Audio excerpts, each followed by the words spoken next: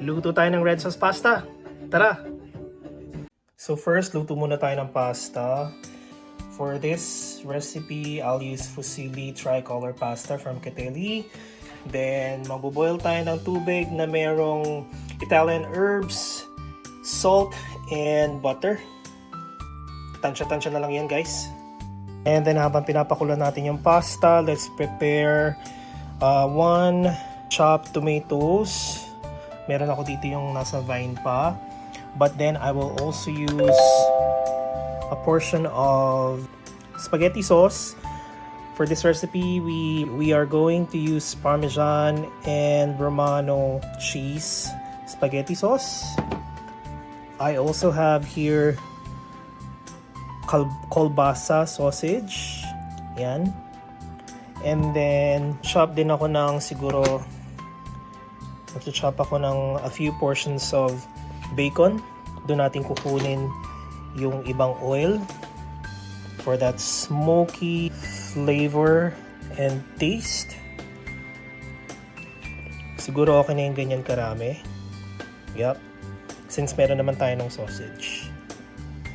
And then I'm going to get probably half a bulb of garlic. Parang i-ano lang natin. Coarsely chop. Ayoko rin na masyadong chop kasi gusto ko nakakagat ko pa rin yung garlic. And we are going to use 1 small yellow onion. So update guys, nag-start na akong magsalang. Ito, so na-pre-cook ko na yung bacon para lumabas yung mantika. And then meron tayo nung ham kanina, yung parang sausage. Yan, na-cubes ko na siya. And then nilagyan ko ng konting butter.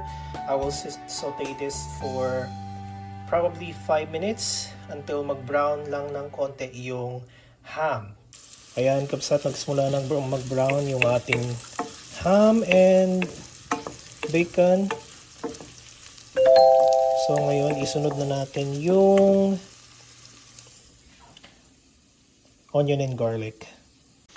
So ayan, naluto na rin yung ating garlic and onions. Next, ilagay natin ang tomatoes with the Italian seasoning and pepper. Yun. So ayan, nakahanda na rin yung ating pasta. Ang kulay, di ba? Gusto ko tong tricolor fusilli pasta na to kasi it's made from all natural ingredients with no preservatives. So mga kapsat, nabanggit ko kanina, gagamit tayo ng tubig para lutuin natin itong tomato sauce. Since meron tayong ginger ale sa fridge, gamit tayong ginger ale na lang or Sprite. Kung ano man yung meron kayo sa fridge, pwede rin actually cook. So, half a cup lang siguro ng ginger ale. Buhos na natin siya.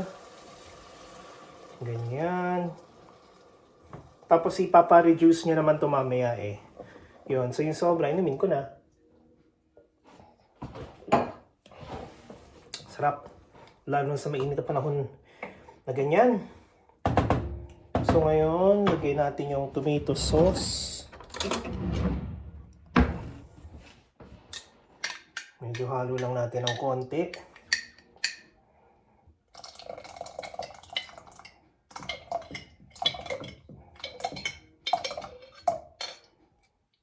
Ayan.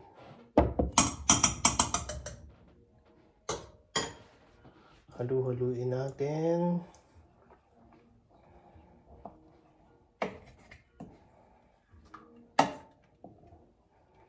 Yun. So at least kung maglagay man kayo mamaya ng ng konti pang tubig from the pinaglutuan ng pasta, since may alat yon, di ba?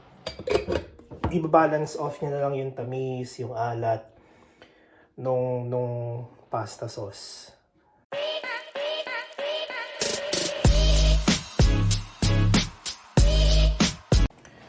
So, kapsat, after around 5 minutes, ayan, kumukulo na yung ating spaghetti, yung ating pasta sauce. I-reduce lang natin yan ng konti, so another 5 to 7 minutes. After that, ilalagay na natin yung pasta. Lagyan natin ng konting cream para may creamy taste ng kaunti, and that's it. We're almost done. Naku kapsat, sorry, nakalimutan kong i-video. Pero ito na siya. Nailagay ko na yung ating pasta sauce. Yan siya. And konting cream. Siguro mga, yung cream siguro mga less than 1/3 of a cup. So ang pasta natin, pag niluto nyo, dapat al dente lang. Yung hindi pa ganong luto. Say mga 95% cook. Para hindi siya naglalasog pag dinagdag nyo na siya sa pasta sauce. So, nung dinagdag ko yung cream natin, hininaan ko na yung heat. Ngayon nga, nasa 3 na lang siya. Yan. Para hindi mag-curdle yung inyong cream. And ganito yung consistency na hinahanap niyo. Ito, medyo may konti pa tong sauce. Ayan. Parang ayoko rin ng masyadong dry. So, I think this is almost okay. Siyempre, ang natitira natin gagawin ay tikman. So, i-try natin to. Yan. Ganyan siya.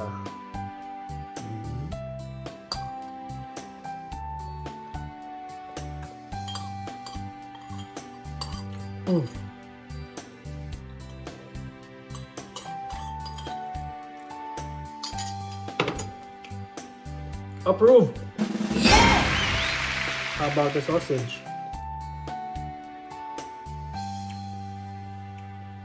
Nice.